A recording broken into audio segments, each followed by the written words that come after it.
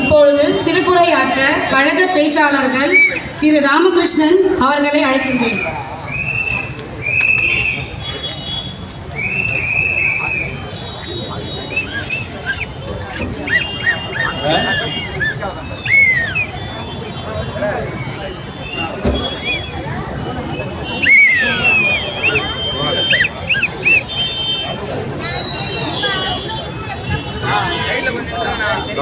வாழ்க தளபதி, வளர்க தமிழக வெற்றி கழகம். இந்த தொகுதியில் இவ்வளோ பெரிய கூட்டத்தை போடணுன்னா அது துணை முதல்வர் தொகுதியாக இருந்தாலும் 200 ரூபா பணம் கொடுக்கணும், ஓட்டு கொடுக்கணும், கோழி பிரியாணி கொடுக்கணும், எல்லாம் கொடுத்தா கூட இவ்வளோ பெரிய கூட்டம் வருமா வராதானா தெரியாது. ஆனால் என்னுடைய தம்பி திலீப் அவர்கள் உங்களுடைய மாவட்டத்துடைய செயலாளர் தளபதி சொன்னதுமே இங்க இவ்வளவு ஆண்களும் இவ்வளவு பெண்களும் வந்திருக்கீங்கன்னா அதுதான் இந்த சேப்பாக்கத்துல நமக்கு கிடைக்கக்கூடிய மிகப்பெரிய வெற்றி.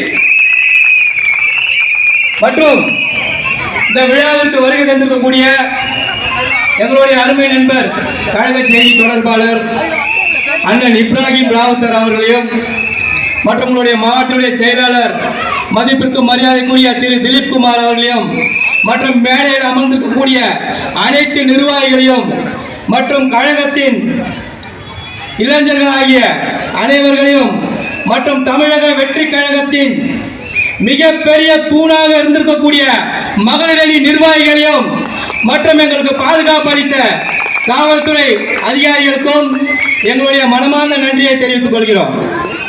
ஏன்னா வரும்போதே சொன்னாங்க இந்த இடத்துல ஸ்டேஜ் போடும்போது காலில் வந்து ஒரே பிரச்சனைன்னு. இது இப்போ மட்டும் நடக்கல.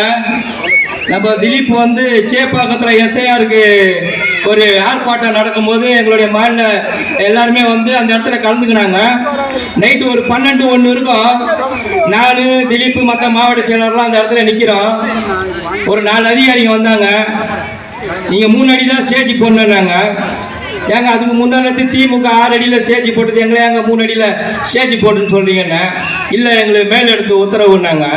நான் ஒன்று கேட்குறேன், நாங்கள்னா புளியார் சிலையாக வைக்கிறோம் 2 அடி ஸ்டேஜ் போடு 3 அடி ஸ்டேஜ் போடணும். மக்களுக்கு உண்டான பிரச்சனையை மக்களிடம் எடுத்து செல்ல தமிழக வெற்றி கழகம் காசு இல்லாம எதுவுமே இல்லாம மக்களுக்கு உழைக்கிற ஒரு கூட்டம். நாங்க எஸ்ஆர் போராட்டம் ஆரம்பிச்சோம். அதுக்கப்புறம் தான் தமிழ்நாட்டில் மற்ற கட்சி எல்லாமே அதை போராட்டம் பண்ணாங்க. அது ஒரு பக்கம் இருக்கட்டும். நம்ம கட்சி ஆரம்பிக்கும் போது ஐயோ வரும்போது ஒரு காமெடி பார்த்தோம் பாய், மறந்துட்டேன் நான்.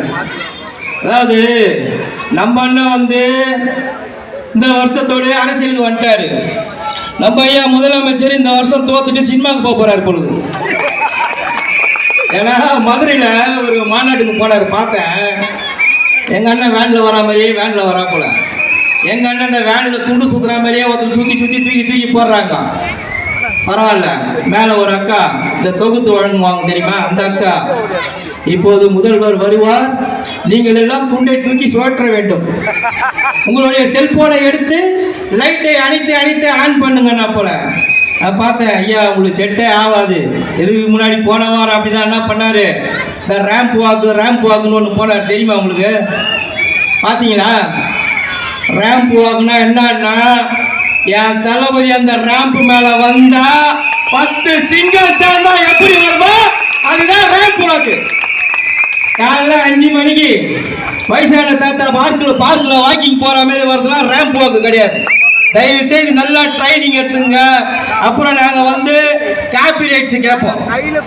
ஏன்னா நம்ம கட்சி ஆரம்பிக்கும் போது நிறைய பேர் சொன்னாங்க, அவருக்கு சிவாஜி கட்சி ஆரம்பிச்சாரு, கமல் கட்சி ஆரம்பிச்சாரு, ராமராஜ் கட்சி ஆரம்பிச்சாரு, இவரு கட்சி ஆரம்பிச்சாரு, அவர் கட்சி ஆரம்பிச்சாரு, இவங்கெல்லாம் காணாம போனாங்கன்னு சொன்னாங்க. நாங்க கட்சி ஆரம்பிச்சு முதல்ல காணாம போன ஒரு கட்சி இந்த ஆமக்கறி கட்சி. அது பேர் சொல்ல நாங்க விரும்பல. அதுக்கப்புறம் 2 வருஷத்துக்கு முன்னாடியே ஐயா எடப்பாடி பிரச்சாரத்துக்கே ஓட்டாரு. இந்தியாவில் 2 வருஷத்துக்கு முன்னாடி பிரச்சாரம் போன தலைவர் யாருன்னா ஐயா எடப்பாடி அவர்கள் மட்டும்தான். 140 வருஷம் காங்கிரஸ். இன்னைக்குதான் திமுக கூட சண்டை போடுது. ஏன்? எங்க அண்ணன் சொன்னாரு, ஆட்சியிலையும் பங்கு தருவேன், அதிகாரத்திலையும் பங்கு தருவேன். இன்னைக்கு சண்டை போடுது. இது பரவாயில்ல. ஒரு அக்கா ஒன்று இருக்குது, இப்போ ஒரு 2 நாளுக்கு முன்னாடி பழம் நழுவி பாலில் விழுந்தது. அந்த பழம் நழுவி பாலில் ஊந்தா எங்களுக்குன்னா, மூகா ஸ்டாலின் காலில் ஊந்தா எங்களுக்குன்னா வந்தது. ஆனால் நீ என்ன பண்ணீங்க, 4க்கு 4 ரூமில் உக்காந்து அரசியல் பண்றோமா? 4க்கு 4 ரூம்ல உக்காந்து என் தலைவன் அரசியல் பண்ணாலும் ஒவ்வொரு குடும்பத்திலையும் ஒரு நாள் 50 லட்சம் பேர் அங்க உக்காந்து பாக்குறான். எத்தனை பேரு? 50 லட்சம் பேர் உக்காந்து பாக்குறான். எங்க தொண்டர்களை வந்து மத்த கட்சிக்கு விலைக்கு விக்கல. அக்கா பிரேமலதா விஜயகாந்த் அவர்களே, நல்லா சொல்றேன் கேட்டுங்க. எங்க தொண்டர்களை எங்க அண்ணன் யாருக்கிட்டயா அடமான வைக்கல.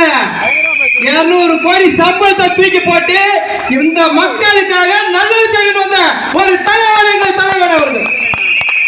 தயவு செய்து அதை பத்தி பேசாதீங்க. அதான் நாங்க சொல்றோமே, பழம் நழுவி பாலில் விழுட்டோம், இல்ல நீங்க மூகா ஸ்டாலின் காலில் போய் விழுங்க, இல்ல அவரு உங்க காலில் போய் விழுட்டோம், அது உங்களுடைய கட்சியுடைய பிரச்சனை. அதுல நாங்க தலையிட விரும்பல. 2வது இன்னொருத்தர் இருக்கிறார் இந்த தொகுதியோடைய எம்எல்ஏவா, ஐயா உதயநிதி அவர்கள். அவரு நாங்கள் வீட்டுக்குள்ளேயே இருந்து கொண்டு மாசத்துக்கு ஒரு நாள் வெளியே வந்து நைட்டா டெல்லிக்கு போற ஆள் இல்லை. யார் அவர் சொல்றாரு. நான் கேட்குறோம், இந்த நிகழ்ச்சி நடத்துறதுக்கே இவ்வளோ பிரச்சனை. இப்போதான் வீடியோவில் உங்களுக்கு போட்டு காமிச்சாங்கன்னு நினைக்கிறேன். ஒரு நிகழ்ச்சி பண்ணா, இன்னைக்கு மதுரையில் நீங்க நிகழ்ச்சி பண்ணீங்க, மற்ற கட்சி எல்லாமே நிகழ்ச்சி பண்ணு, 51 தடையை ஏன் எங்க தளபதிக்கு மட்டும் போடுறீங்க?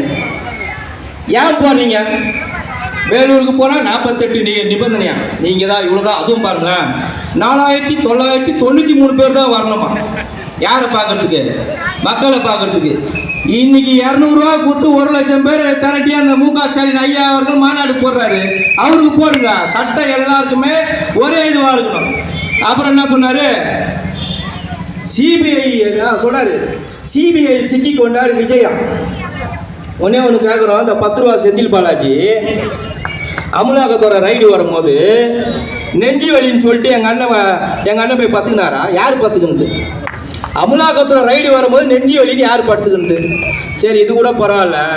உங்க தாத்தா ஐயா கருணாநிதி அரெஸ்ட் பண்ண வரும்போது ஐயோ என்ன கொலை பண்றாங்க, ஐயோ என்ன கொலை பண்றாங்க அப்படியா கத்துனாரு?